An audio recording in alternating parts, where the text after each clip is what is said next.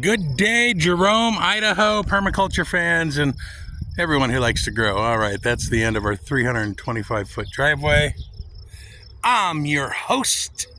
Just got out of work, had a little dinner. Now, let's do an update tour. Here we go. This right here is a King David apple tree, this little tiny stick. This soil was not the best, totally abused corner for who knows how many decades, really rocky. But I think King David can do it if we take care of him. Be a nice look to this corner. There's our sheep neighbors. Funny, I was told like a long time ago they tried to grow a bunch of asparagus around here, and now it's wild everywhere. Well, there's some, probably hard to see. Let's see if this thing will go to seed since it's so old. And most asparaguses these days are, I believe, male because they don't produce seed or something like that. I don't know. This big old windbreak just died because the water pipe next door broke down and our neighbor couldn't water his field for a few years. It's all right, we'll replace it. Here's the berry patch. Y'all been seeing that lately. Now, we have two new exciting members to our food forest family.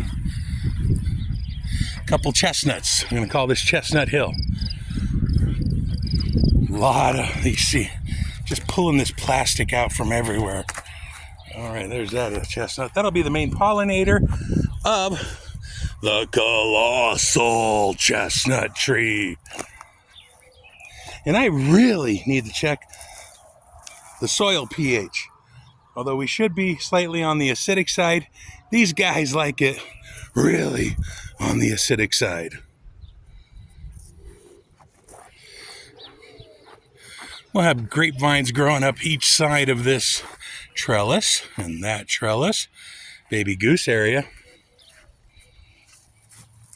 One little vine growing down there. Satsuma plum, I got to finish the drip tubing there.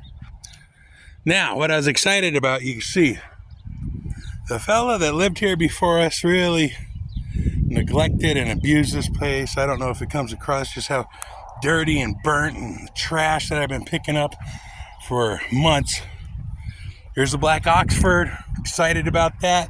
It's showing signs of life, and I put it probably in the hardest place on this parcel to grow.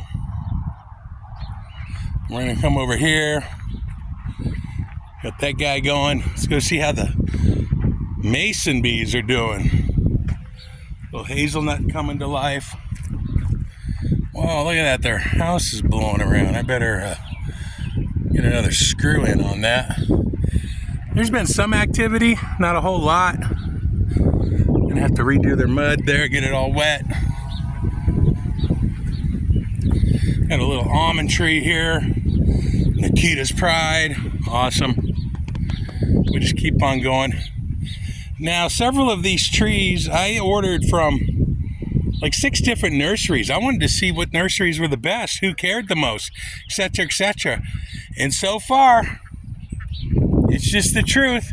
My order I got from Thai Nursery in Georgia, low quality versus One Green World, Burnt Ridge, Fedco seeds.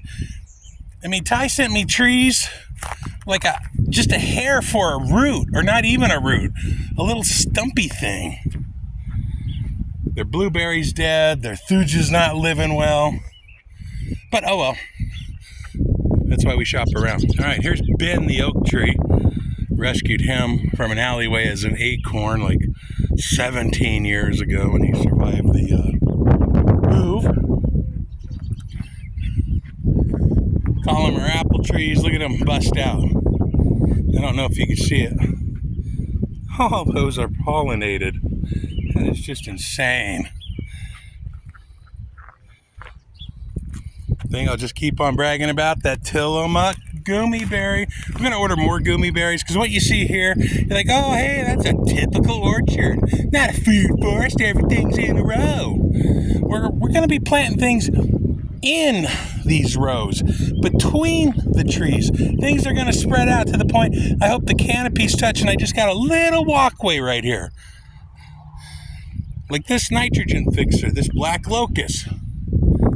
Tillamook goomyberry, nitrogen fixer. And you just can't do this overnight unless you're a millionaire. I mean, gee whiz, I make pennies an hour now versus when I lived over in Oregon. But that's cool. Now this is way cool. We got the dwarf Girardi mulberry coming to life. These things over here, I really want them to live.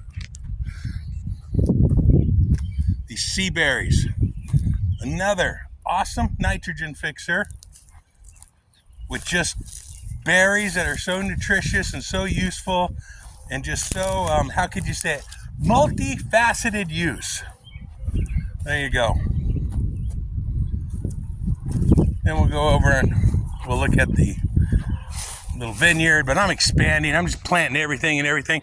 Look at that. I got to get this drip system going. Those blackberries, they need a lot more water apparently. Those are some black caps. I really want those to grow.